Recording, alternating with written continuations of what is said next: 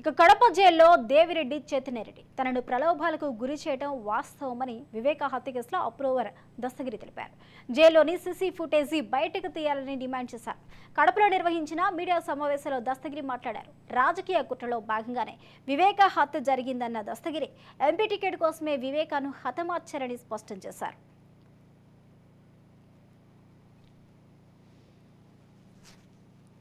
కడప జైల్లో అధికారుల ప్రలోభాలపై SC, CBI, ఎస్పీకి లేఖ రాయనున్నారు. చైతన్య ప్రలోభాలపై మీడియాను ఆశ్రయించాలని తన భార్యకు చెప్పనున్నారు. జైల్లో జరిగిన విషయాలన్నిటినీ వివరిస్తూ కడప జిల్లా ఎస్పీకి ఫిర్యాదు చేస్తానని అన్నారు. జైలు అధికారులు తనను ప్రలోభాలకు గురి చేసేలా ప్రవర్తించారని, పులివెందుల కౌన్సిలర్ రాజశేఖర్ రెడ్డి కూడా తన భార్యను బెదిరించారని అన్నారు దస్తగిరి. వివేక హత్య చేయించిన వాళ్లే ఇప్పుడు నాపై బురద చల్లుతున్నారని దస్తగిరి వెల్లడించారు. ప్రస్తుతం దస్తగిరి దగ్గర ఒక బొలెరో వెహికల్ ఉంది.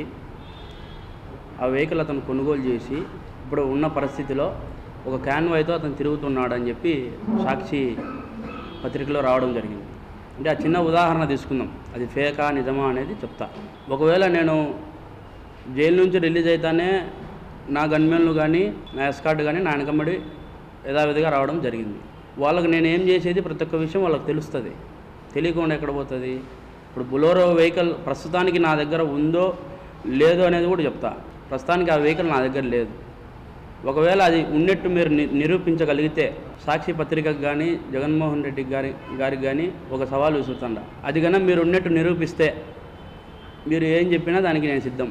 ఒకవేళ అది నిరూపించకపోలేకుంటే సాక్షి పత్రికను మూసేసి మీరు చేసిన తప్పును ఒప్పుకుంటారా జగన్మోహన్ రెడ్డి గారు అని నేను అడుగుతాను. ఈరోజు కాదు, రేపైనా సరే మీరు ప్రెస్ మీట్ పెట్టి దానికి సమాధానం చెప్పండి. నన్ను పూర్తి స్థాయిలో భయభ్రాంతులకు గురి చేసింది వైఎస్ జగన్మోహన్ రెడ్డి గారు, వైఎస్ భాస్కర్ రెడ్డి గారు, వైఎస్ అవినాష్ రెడ్డి గారు, దేవిరెడ్డి శివశంకర్ రెడ్డి గారు, మొన్న ఈ మధ్యన దేవిరెడ్డి చైతన్య రెడ్డి గారు. అయితే మొన్న ఆయన ప్రెస్ మీట్ పెట్టడం నేను చూసిన. అంటే వాళ్ళు ఎట్లా పెడుతున్నారు ప్రెస్ మీట్ నాకు అసలు అర్థం కావడం లేదు. అంటే వాళ్ళు చేసిన తప్పును కప్పిపుచ్చుకునేదానికి పూర్తి స్థాయిలో వాళ్ళు ప్రిపేర్ అయి ఉన్నారన్నమాట.